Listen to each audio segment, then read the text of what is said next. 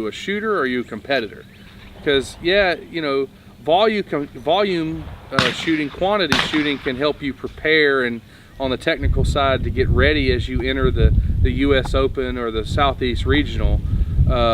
But quality gets your brain ready to go perform at that level, and it gets with that level of intensity, right, and that level of control, attentiveness. That's exactly right. It's funny you were talking about that, because I remember you and I had our first session. I think 2 weeks later, he and I, Craig and I, went out to American Shooting Centers, and we both took his wife Karen printed off 200 bird scorecards, and we went out there and.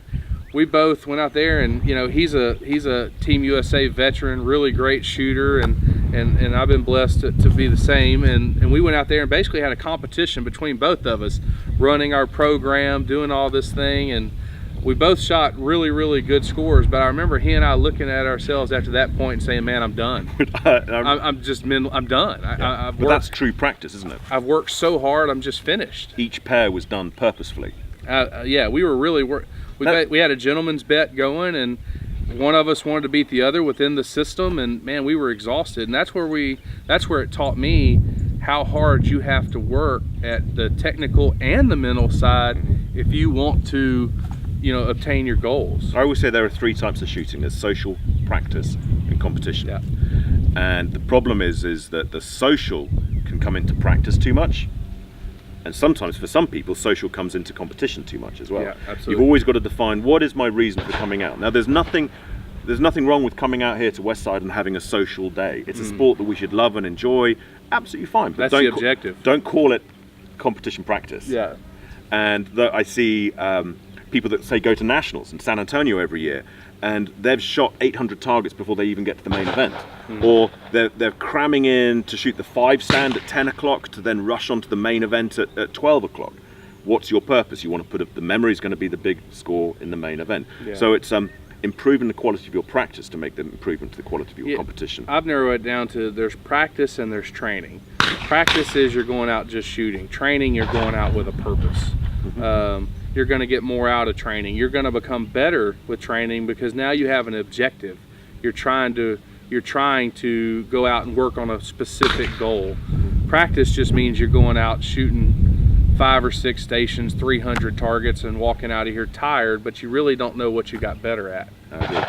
So we've been talking just about focus and trying too hard, and how a lot of people feel that to be successful, maybe their background is in a physical sport and they're death gripping the gun, and I think there are some people who were told try harder, look harder, see the bird harder, see the rings on the target or something like that.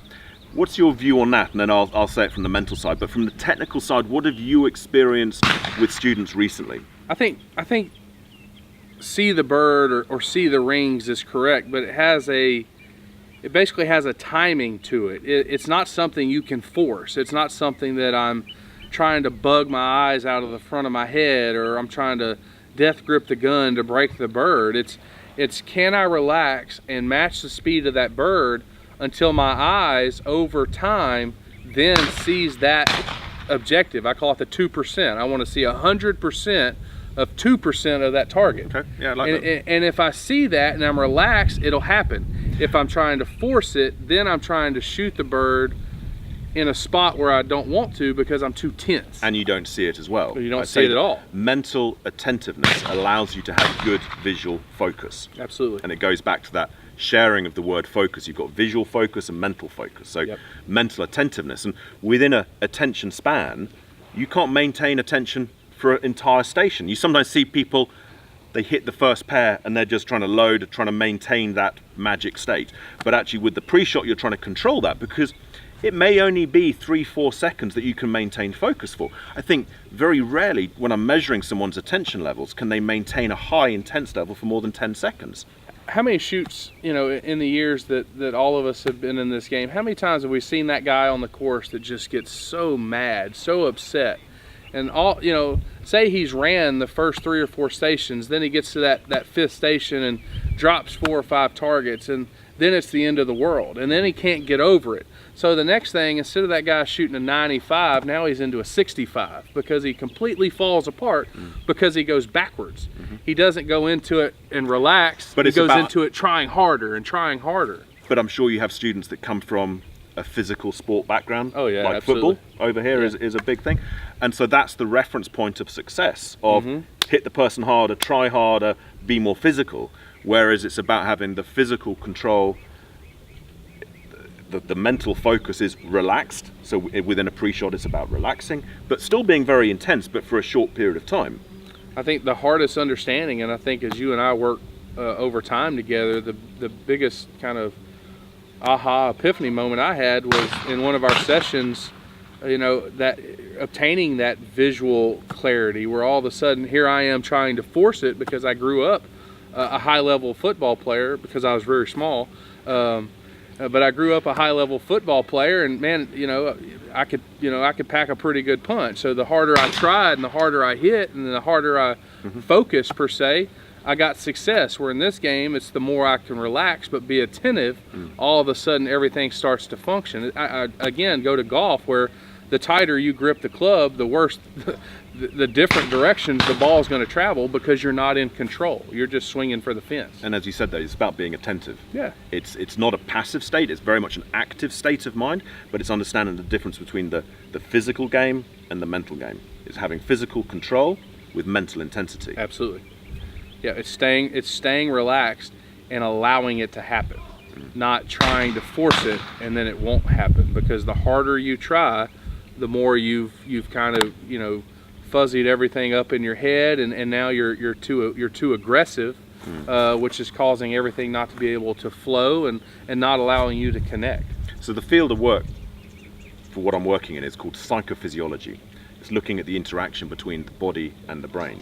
So one of the first things I'm doing in coaching is actually looking at someone's physiology and seeing how much tension there is. Because if you've got too much physical tension, it's very difficult to have that, or near on impossible, to have that mental attentiveness. Right. So you have to, within a pre-shot structure, you're going through the physiology of relaxing to then be able to come to a state of where you have that intense mental state.